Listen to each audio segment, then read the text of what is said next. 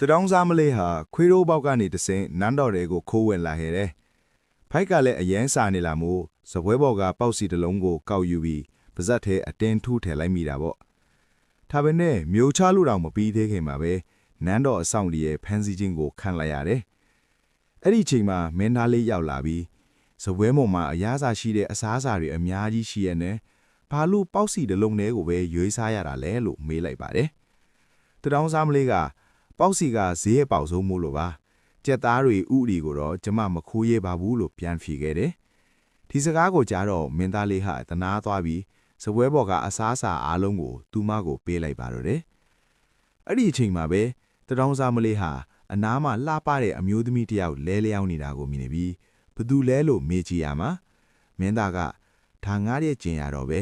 သူဆုံးပါသွားပြီလို့ဝမ်းနဲ့ပန်းနဲ့ပြောပြတယ်ဒါပေမဲ့သူတို့အနာကပီယိုနီပန်းဝဲလေးကတော့မင်းသမီးကမသေးသေးဘူးအစိတ်မိပြီးတတိမိနေတာလို့တိုးတိုးလေးကပ်ပြောနေခဲ့တယ်ဒီပန်းပွင့်လေးရဲ့စကားကိုတတောင်းစားမလေးတယောက်တည်းကကြားနိုင်တာပါသူမကမင်းသားကိုအကျိုးကြောင့်အကုန်ပြောပြပေမဲ့နန်းတွင်သမားတော်ကြီးကတော့ငါတေချာစမ်းသပ်ပြီးသူအသက်ရှင်ဖို့မဖြစ်နိုင်တော့ဘူးဆိုပြီးခေါင်းခါရမ်းခဲ့တယ်ပန်းပွင့်လေးကဆက်ပြောပြန်တယ်ဒီအစိတ်ကအယုတ်လေးထဲမှာပိတ်လောင်ထားတာ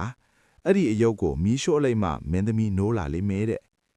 တတောင်းစားမလေးကအနာကအယုတ်ကိုကောက်ယူလိုက်ပေမဲ့အဆောင်လေးကတားစီကြတဲ့အဲ့ဒီအယုတ်ကမင်းသမီးရဲ့သမီးလေးစီကနောက်ဆုံးကြံရစ်တဲ့အမတ်တရပစ္စည်းမို့ဘယ်သူမှခိခွင့်မရှိပါဘူးမင်းသားကိုယ်တိုင်ကအယုတ်ကိုပြန်ချထားဖို့ချောမော့ပြိုးဆိုနေပြီမဲ့